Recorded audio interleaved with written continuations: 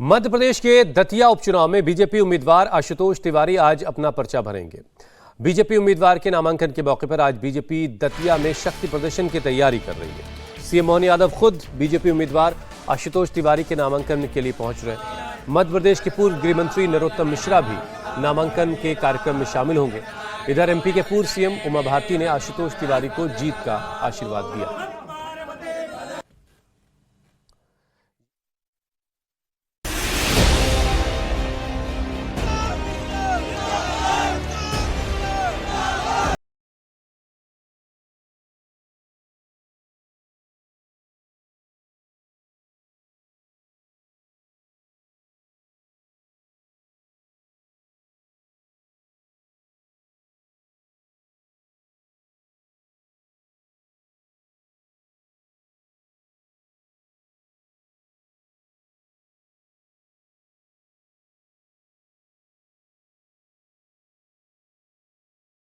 Party एक साथ है, इसलिए आज बड़ा कार्यक्रम बनाया गया है। नामांकन के दिन शक्ति प्रदर्शन की तैयारी है। बीजेपी के मुताबिक नामांकन पत्र दाखिल करने से पहले दतिया के किला चौक मैदान में बीजेपी की रैली होगी। ये रैली सुबह से शुरू होगी और दोपहर में वरिष्ठ नेताओं की मौजूदगी में आशुतोष तिवारी अपना नामांकन फॉर्म भरेंगे। इस नामांकन के दौरान सबसे बड़ा चेहरा होंगे नरोत्तम मिश्रा, जो इस सीट से 3 बार विधायक रह चुके हैं। आज नरोत्तम मिश्रा खुद पार्टी कार्यकर्ताओं से अपील करेंगे कि वो आशुतोष तिवारी की जीत के लिए काम करें। ये तो तय हो गया कि कद बड़ा नहीं है, टिकट नहीं मिला ना, तो आपकी बात का जवाब तो इसी में है कि कद बड़ा नहीं है और पार्टी बहुत ऊपर होती है, हमसे ज़्यादा दूर तक देख सकती हैं वो ऊपर से। पार्टी ने जो निर्णय लिया है उसको सर माथे पर रखते हुए पार्टी का काम करना, संगठन का काम करना, यही लक्ष्य।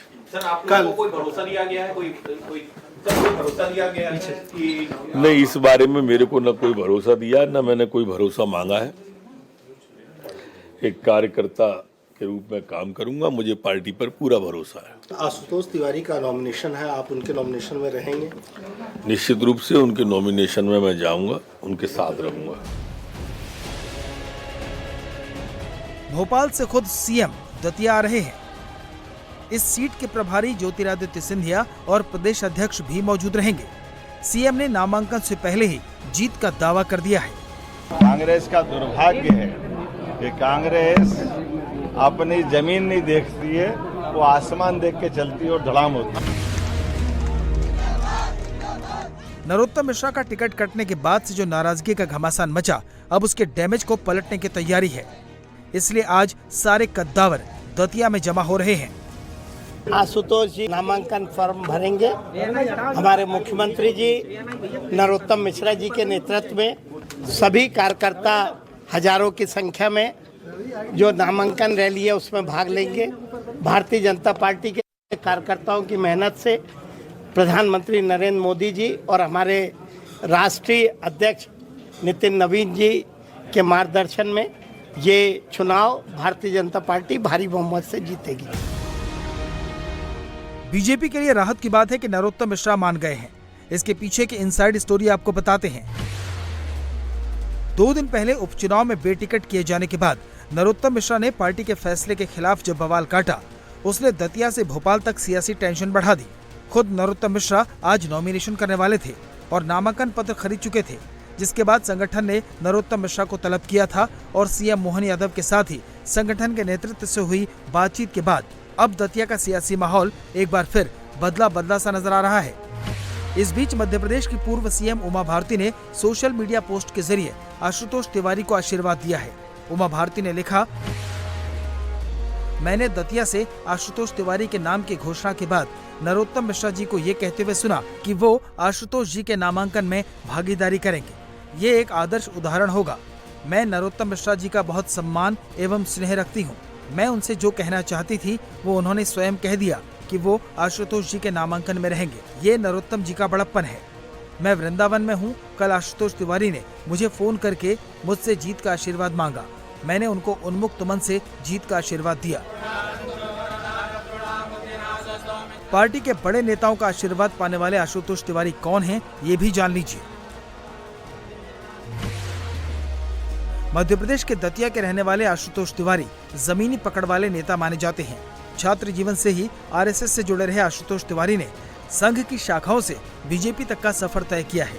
आशुतोष तिवारी वर्तमान में बीजेपी के प्रदेश प्रकोष्ठ प्रभारी हैं। साल 2020 से 2023 के बीच शिवराज सरकार के दौरान आशुतोष तिवारी मध्य प्रदेश हाउसिंग बोर्ड के चेयरमैन भी रह चुके हैं। उन उपलब्धियों के आधार पर बहुत चर्चा की आवश्यकता नहीं, पर दतिया के समग्र विकास की और क्या बेहतर योजना बना सकते हैं, हमारे यहाँ के वरिष्ठ नेताओं के साथ बैठेंगे।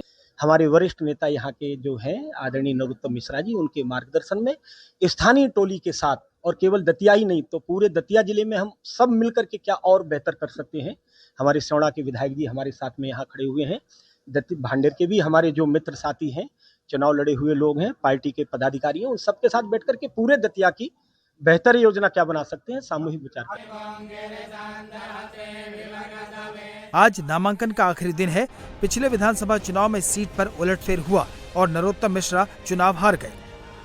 कांग्रेस विधायक राजेंद्र भारती की सदस्यता समाप्त होने के बाद ये सीट खाली हुई है, जिस पर अब बीजेपी के आशुतोष तिवारी का कांग्रेस के घनश्याम सिंह से मुकाबला होने वाला है।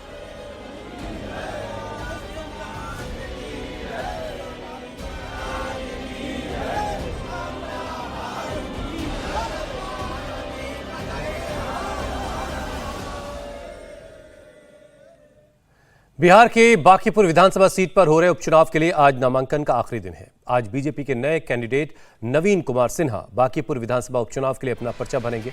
इस सीट पर बीजेपी उम्मीदवार अभिषेक कुमार बंटी के जरिए नाम वापस लिए जाने के बाद पार्टी ने नीरज कुमार सिन्हा को अपना उम्मीदवार घोषित किया। बीजेपी के नए उम्मीदवार नीरज सिन्हा आज सुबह 11:30 बजे नामांकन का पर्चा दाखिल करेंगे। उससे पहले सुबह 11 बजे जन सुराज के संस्थापक प्रशांत किशोर भी नामांकन भरेंगे। प्रशांत किशोर नामांकन के बाद स्काउट गाइड मैदान में एक सभा को भी संबोधित करेंगे। तो बांकीपुर उपचुनाव के लिए बीजेपी के उम्मीदवार आज अपना पर्चा भरेंगे। नीरज कुमार सिन्हा ये उम्मीदवार बदला गया है बीजेपी का वहां से, जबकि जन सुराज पार्टी के संस्थापक प्रशांत किशोर भी आज अपना पर्चा वहां से भरेंगे और पर्चा भरने के बाद एक सभा को भी संबोधित करेंगे। सुबह 11:30 बजे बीजेपी के उम्मीदवार नीरज कुमार सिन्हा अपना पर्चा वहां से दाखिल करेंगे, तो प्रशांत किशोर भी आज सुबह 11 बजे अपना नॉमिनेशन फाइल करेंगे और प्रशांत किशोर की एक सभा भी है। स्काउट गाइड मैदान में ये सभा प्रशांत किशोर करेंगे।